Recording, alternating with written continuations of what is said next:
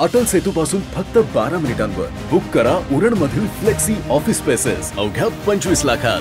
Grand Uran central 8657718074. महाराष्ट्राच्या पटलावर सध्या उरण तालुका चर्चेत आहे. मात्र ही कौतुकाची बाब नसून प्रशासनाला मान खाली घालायला लावणारी बाब आहे. उरणची यशश्री शिंदे हिच्या अमानवी हत्येनं उरण तालुक्यात महिलांच्या सुरक्षेचे धिंडवडे निघालेत. त्यातच उरणमध्ये सतत घडणाऱ्या अपघातात निष्पाप नागरिक दगावत आहेत. त्यांची कुटुंब उघड्यावर पडत आहेत. याला जबाबदार आहे उरणमध्ये अजिबात नियोजित नसलेली जड वाहनांची वाहतूक, सततची वाढती अंमली पदार्थांची विक्री, वाहतूक कोंडी, खराब आणि खड्डेमय रस्ते, अनधिकृत पार्किंग, ढासळलेली कायदा आणि सुव्यवस्था, वाढते अपघात, सलाईनवर असलेली आरोग्य यंत्रणा, महसूल आणि बीडीओ कार्यालयातील अनागोंदी कारभार हीच उरणकरांची ओळख आहे का, हे विचारण्यासाठी शिवसेना ठाकरे गटाचे माजी आमदार तथा जिल्हाप्रमुख मनोहर शेठ भोईर रस्त्यावर उतरले. शिवसेना उद्धव बाळासाहेब ठाकरे गटाच्या वतीनं उरण तालुक्यात गुरुवार दिनांक 8 ऑगस्ट रोजी शिवसेना शाखा उरण शहर ते उरण तहसील कार्यालयावर धडक मोर्चा काढण्यात आला. उरण तालुक्यातील जनतेला भेडसावणाऱ्या समस्यांचं निराकरण करण्यासाठी शिवसेनेचे माजी आमदार तथा जिल्हाप्रमुख मनोहर शेठ भोईर, तालुका प्रमुख संतोष ठाकूर यांनी अनेक वेळा संबंधित प्रशासनाच्या अधिकाऱ्यांची भेटी घेऊन आपल्या मागण्या त्यांच्यासमोर मांडल्या. परंतु संबंधित प्रशासनानं जनहिताच्या प्रश्नांकडे जाणून बुजून दुर्लक्ष केलं. अखेर मोर्चाचं हत्यार उपसण्यात आलं.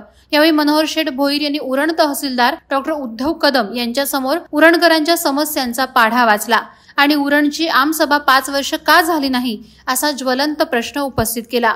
तसंच शासनाच्या नियमांची अंमलबजावणी न करणाऱ्या संबंधित अधिकारी आणि अभियंता यांना निलंबित करण्याची मागणी करून उरण शहरातील वाहतूक कोंडीची समस्या सोडवण्याची तसंच महिला सुरक्षेसाठी सीसीटीव्ही कॅमेरे बसवण्याची मागणी केली. हे लवकरात लवकर झालं नाही तर चक्काजाम आंदोलन छेडण्याचा इशारा यावेळी देण्यात आला. याच ठिकाणी काही दिवसापूर्वी यशस्वीवर जो अन्याय झाला त्याच्या विरोधात इथं मोठा मोर्चा निघाला होता. त्याचा आपण निषेध केलाच. परंतु मला या मोर्चाच्या प्रसंगी खरोखर उल्लेख करावा लागेल ते उरण पोलिसांचं कौतुक टाळ्या वाजून करावं लागेल की त्याने 48 तासाच्या आत तो आरोपी पकडला आणि खऱ्या अर्थाने जनतेला एक दिलासा दिला. त्याला शिक्षा होईलच. परंतु आज आम्ही अनेक वर्ष शिवसेनेचं काम करतोय. इथं पत्रकारांनाही माहिती असेल, पोलिसांनाही माहिती असेल, उरणच्या प्रश्नावर निवेदन घेऊन येण्याची कधीतरी आम्हाला वेळ आली होती. पण तहसीलदारांचा धिक्कार करण्यासाठी वेळ कधी आली नव्हती. हे तहसीलदारांनी, आजच्या तहसीलदारांनी याची नोंद घ्यावी आणि खरोखर चांगल्या प्रश्नाला वाचा संतोष ठाकूरनी फोडली. त्याबद्दल मी शिवसैनिकांच्या वतीनं संतोष ठाकूर यांचं अभिनंदन करतो. योग्य मोर्चा झालाय. कारण अनेक वर्ष जरी आपल्याकडे लोकप्रतिनिधित्व नसलं तरी मनोहर शेठ प्रत्येक गोष्टीला वाचा फोडतात. उद्धव बाळासाहेब ठाकरेंच्या माध्यमातून अनेक लोक सांगतात घरातून बाहेर पडले नाही, पण तेच उद्धव बाळासाहेब ठाकरे होते कोरोना काळात महाराष्ट्राला दिलासा देणारे. शिवसैनिकांनी काम केलंय. पण गद्दारच असतात. आज गद्दार ते शासनात बसले. जनतेची कामं नाही, फक्त खुर्चीची अपेक्षा आहे आणि खुर्चीसाठी काही मंडळी करतील. आणि अशा पद्धतीने सरकारचं नेमकं जनतेच्या प्रश्नांकडे दुर्लक्ष झालेलं आहे. आणि हाच धागा पकडून आज उरणचे शिवसैनिक इथं उतरलेले आहेत. उरणच्या समस्या पोलिसांनाही माहिती असतील, पत्रकारांनाही माहिती असतील. कालच जेएनपीटीमध्ये आंदोलन झालं. जेएनपीटीमध्ये एक ऍक्सिडेंट झालं. रिक्षाचा अपघात झाला. केलवण्याचा मुलगा तिथं ठार झाला. 2 गंभीर जखमी झाले. खरं म्हणजे तहसीलदारांनी तिथं त्यांना नुकसान भरपाई दिली पाहिजे. ती मनोहर शेट्टी तिथं नुकसान भरपाई दिली. ही शिवसेना उद्धव बाळासाहेब ठाकरे आणि म्हणून संतोष ठाकूर आणि तालुका प्रमुखांनी आज मोर्चा काढलाय. तो जनतेच्या प्रश्नावर काढलाय. जर लोकप्रतिनिधी बसला असेल तर या सर्वसामान्य जनतेला वाली कोण आहे या ठिकाणी माझा सवाल आहे. आमदार महेश दिला की आपण या ठिकाणी जबाबदार पदावर बसलात. लोकशाहीने तुम्ही निवडून आलात तर इथल्या प्रत्येक समस्येवरती तुमचा आवाज बुलंद असला पाहिजे. समस्यांचा वाचा फुटली पाहिजे. पण दुर्दैवानं पैसे देऊन आम्ही निवडून येऊ शकतो आणि मग जनतेच्या प्रश्नाकडे दुर्लक्ष केलं तर चालतं. असला आवाज यापुढे खपून घेता जाणार नाही. आणि शिवसेनेचा निर्धार आहे इथल्या सगळ्या प्रश्नांवरती हे सगळे प्रश्न घेऊन प्रत्येक प्रशासनासाठी संघर्ष करायला शिवसेना उतरली आहे. इथल्या या तहसीलदारांनी ज्या पद्धतीनं पत्र देऊन संबंधित सर्व विभागाची मग NHA असेल, PWD असेल, वीज मंडळ असेल, सगळ्या विभागांशी बैठक लावून ठरवलं होतं. परंतु कुणाच्या तरी दबावाखाली त्यांनी येऊन त्या ठिकाणी बैठक रद्द केली. कुठला सबब कारण दिलं नाही की पुढची बैठकीची वेळ दिली नाही. या सगळ्या गोष्टी करून तुम्ही नक्की कुणाचा हित साधताय? आम्ही या ठिकाणी आव्हान करतोय की खऱ्या अर्थानं आपल्या प्रत्येकाच्या घरामध्ये माता आहे. ती माता आपली मुलगी असेल, बहीण असेल, कधीतरी प्रसूती होते. प्रसूती झाल्यानंतर तिच्यावर प्रसंग आला, दुर्दैवाने बाळ दगावलं, ती दगावलं. आपण काय सरकारचं करणार आहेत? खऱ्या अर्थानं ही सरकारचा अपयश आहे. आणि म्हणून आम्हाला या ठिकाणी 1500 रुपये तुमचे नको आहेत. आमच्या माय भगिनींना त्या ठिकाणी न्याय सुरक्षा द्या. त्या ठिकाणी त्यांना जे काही घर चालवण्यासाठी गॅसचा रेट कमी करा. अनेक काही गोष्टी आहेत. आणि म्हणून आज या ठिकाणी खऱ्या अर्थानं PWD engineer, deputy engineer Pawar, Naresh Pawar हा आमदाराच्या ऑफिसमध्ये त्याचं ऑफिस आहे. ज्या ठिकाणी रस्ते ना खड्डे पडलेत त्या खड्ड्यांचा त्वरित आपण ते खड्डे भरा.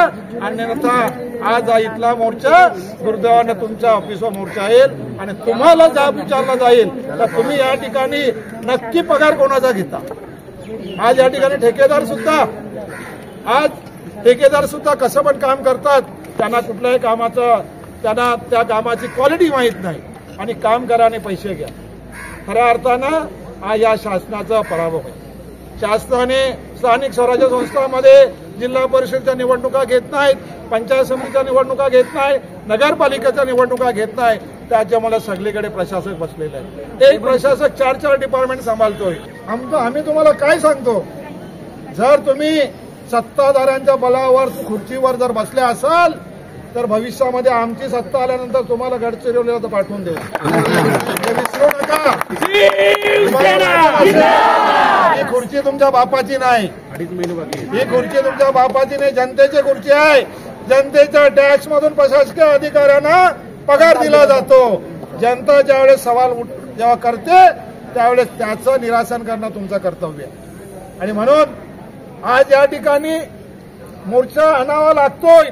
सर्वसामान्य जनतेचं जर तुम्ही ऐकून घेत नसाल तर तुम्हाला त्या खुर्चीवर बसण्याचा कोणताही अधिकार नाही. तुम्ही पत्रामध्ये दिलं की आम्ही प्रशासकीय अधिकारी नाही, मग नक्की तुम्ही आहात कोण?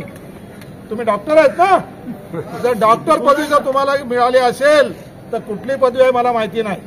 मी या ठिकाणी प्रामाणिकपणे सांगतो, मनोहर भोईर हा अतिशय संवेदनशील माणूस आहे, कधी कोणाच्या विरोधात बोलत नाही. पण आम्ही शांततेने जर बैठक बोलवत असावं तर तुम्ही जर ती बैठक देत नसाल तर शिवसेना काय हे अधिकाऱ्यांना दाखवून देण्याचं काम आम्ही करतो. म्हणून आज या ठिकाणी अनेक प्रश्न आहेत. गेल्या 5 वर्षामध्ये निवडून आलेला आमदार हा एकही आमसभा लावत नाही. प्रशासन काय करतोय? आज या ग्रामीण भागामधल्या समस्या आहेत, अनेक नागरी सुविधा प्रलंबित आहेत. हा उरण तालुका डेव्हलपमेंटचा तालुका लोकांच्या देशाच्या नजरेमध्ये आहे. परंतु या ठिकाणी झालेला अपघात, त्या अपघाताला त्या ठिकाणी त्वरित फर्स्ट एड मिळत नाही. कारण काय? तर या ठिकाणी प्रशासनाची आणि सत्ताधाऱ्यांची मानसिकता नाही. मी 2019ला 14 ते 19 आमदार होतो. मी या ठिकाणी हॉस्पिटलची मंजुरी आणली, सिडकोला पेमेंट देऊन शासनाकडनं पेमेंट केला. पण आज 5 वर्ष झाली त्या हॉस्पिटलचे वीट सुद्धा रचली गेली नाही. ज्यावेळेस मी प्रश्न विचारला, भर सभेमध्ये बोललो, त्यावेळेस दुसऱ्या दिवशी इथल्या डेप्युटी इंजिनियर PWDने बातमी टाकली. या पत्रकारांना माहिती असेल की आम्ही 80 कोटी मंजूर केले. अरे 80 कोटी तुमचे मंजूर केले तर एकतरी वीट तिथं रचा ना. 80 कोट आम्ही कधी कोट घातले नाही. पण एक गोष्ट तुम्हाला या ठिकाणी मी सांगतो, ही बेबनशाही जी चालू आहे, ही हुकुमशाही चालू आहे. या हुकुमशाहीचा खऱ्या अर्थानं या ठिकाणी जनतेचा प्रश्नाकडे दुर्लक्ष करायचा. नवी मुंबई व रायगड जिल्ह्यातील ताज्या बातम्या आणि घडामोडींसाठी सबस्क्राईब करा वादळवारा लाईव्ह चॅनल आणि दाबा बेल आयकॉन.